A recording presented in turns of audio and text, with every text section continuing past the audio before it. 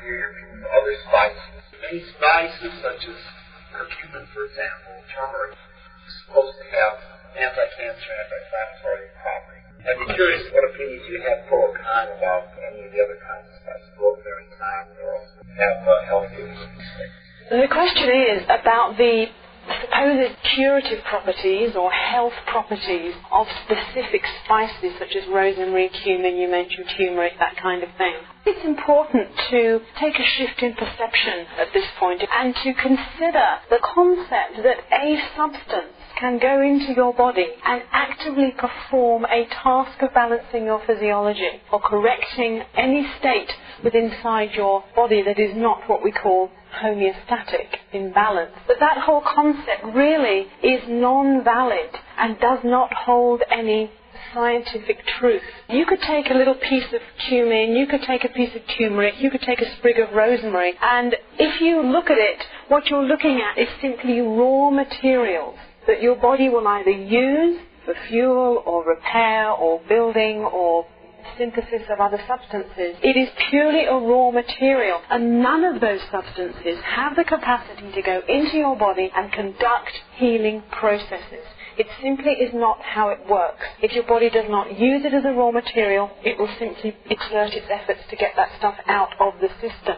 This is a considerable shift for people to take in the way that they see health and how health is created and how health is maintained. There certainly are effects that taking such things into the body have. Most of those effects, if not all of them, are to do with the body's efforts to rid itself of that irritant. And in doing so, that is misinterpreted as the thing itself has brought about healing. When it comes to spices and so forth, the problem also is with these things that the more you use them, the more, as we said before, you lose your ability to taste and discern the more delicate taste of our natural foods. And the more it leads us to overeating, eating foods that are not natural to our dietary, and basically going away from what's healthful into a diet that is not going to be serving us in terms of supporting our physiology.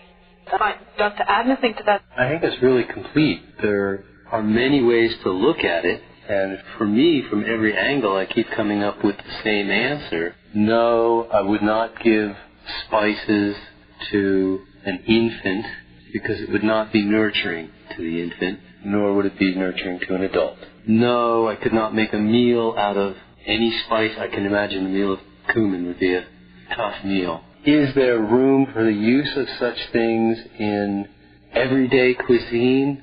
I would say no. Is there room for the use of such things in special occasion foods? That becomes an individual decision. The relevant point is more, what are the optimum foods for us to eat?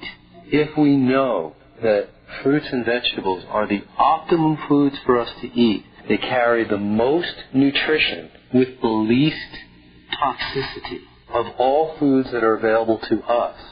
Logic dictates that our diet revolve around the foods that are best for us, the foods to which we are designed anatomically, physiologically, biochemically.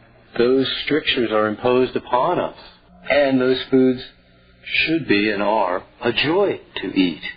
The medical model of things takes a very fragmented view of health. It's the only way that the model can hold up at all is through a fragmented view. And so what they will do is say that a certain spice may have a certain impact upon you. Will overlook any other impact that it may have.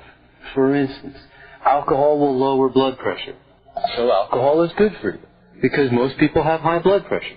But alcohol is toxic to the brain and the liver.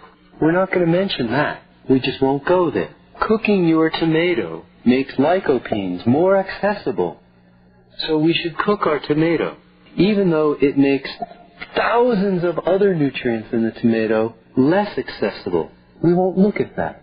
I don't know, to be quite honest, because I don't make medicine my forte, so I can't tell you what the medical properties, the reasons why cumin or the clove or each of the various spices are recommended.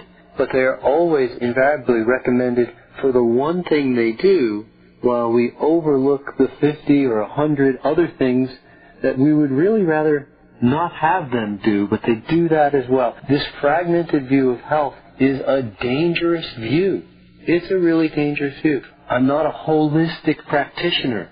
I'm not treating anything either by medical methods or by holistic methods. We're not taking every avenue to treat disease. We're not trying to treat disease. We're not trying to suppress disease. What we're teaching people is how to live in such a way that they do not participate in the causes of disease, and they do participate in the conditions and forces and substances that are required for health, knowing full well that if we supply those healthful conditions, health is the logical and normal outcome every time. So I can only imagine. I've seen a list of human conditions.